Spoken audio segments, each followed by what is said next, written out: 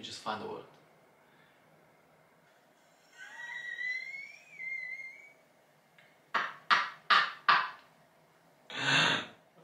Hi guys, how are you doing? This is F channel. In today's video I would like to share with you my experience of reading a book called The Happy Prince from Oscar Wilde. Let's crack on! Who is as old as the world itself and lives in the desert and knows everything of the merchants who walk slowly by the side of the camels, of the king of the mountain of the moon, who is as black as ebony and worships a large crystal of the great green snake that sleeps in a palm tree and has 20 priests to feed it with honey cakes. The Happy Prince is a fairy tale from Oscar Wilde, published for the first time in 1888. And it's a coincidence, but today is Oscar Wilde's birthday, on the day I'm actually making this video.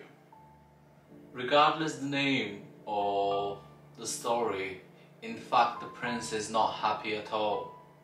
Statue of a prince covered in gold and decorated with jewels, and swallow that tries to fly to Egypt. The main story happens in a city with social injustice and almost different worlds stuck together, and we have this feeling of loneliness expressed with the season, which I would say is end of October, just right before the deep winter. The Happy Prince was only happy when he was alive.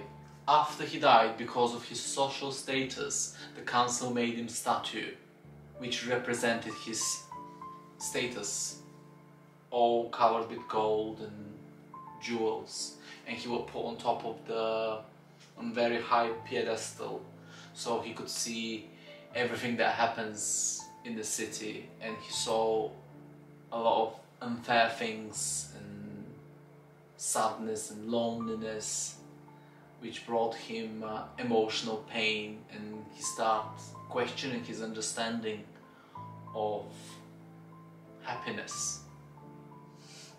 Next we have the swallow that flies towards Egypt but stops for rest for one night, and that's when he meets the Happy Prince and discovers that the Happy Prince is actually not happy at all. Try to understand the Happy Prince, and the Happy Prince begged him to become his messenger. The little swallow every day tries to fly away, but stays one more night in order to help. In every stage, every day, we can see how the communication between the prince and the swallow becomes more and more emotional, and they communicate every time a little bit more about themselves, and in their conversation we can see how they both are changing and realizing what is more valuable in life, and literally they sacrifice everything they have. The communication between them is soaked in emotion. It's almost like a TV soap opera. When they talk to each other, it's like the time stops and they express their feelings really well. The story is very short but compresses like so many different worlds together, because we have obviously the poor people that the prince and the swallow helps, we have rich people, we have the scientists, and we have the nature that's described. And most of you know that English is not my first language, and I bought this book many years ago in order to help me to learn English, and even now, like 8 years ago, I'm still trying to learn, and I still discover words that I don't know. So the financial team was very happy that I didn't spend money for this. When I said financial team, I would like to share a few things that happened in a team. So you know, we had IT specialist, but he left because the stylist apparently told him that his belt doesn't match his shoes, and he said that he can't work anymore under so much pressure. Yes, that's it. I would like to read you the statement that the story makes in the end. It's I would say it's very spiritual, but I will leave it to you to decide. "Bring me the most precious thing in the city," said God to one of his angels. And the angel brought him the lead heart, that's the lead heart of the statue, and the dead bird.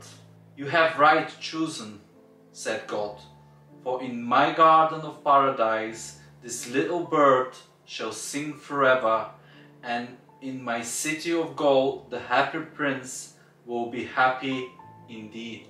So I think that's the statement of the story, because through selflessness and sacrifice we can help others, and helping others who are less fortunate than us.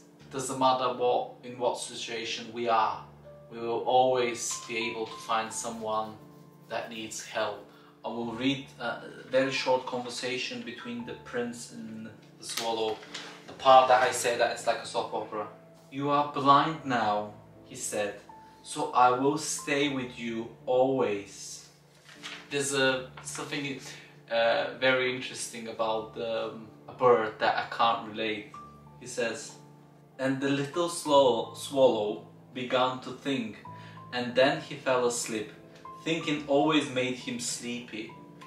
I wish could make me sleepy. I would be sleeping quite well.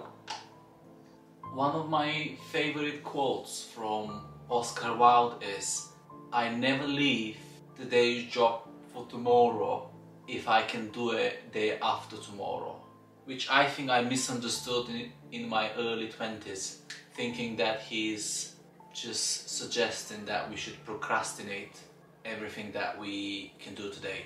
And thanks for watching, and see you in the future videos. Bye! Don't forget to like and subscribe. Thank you.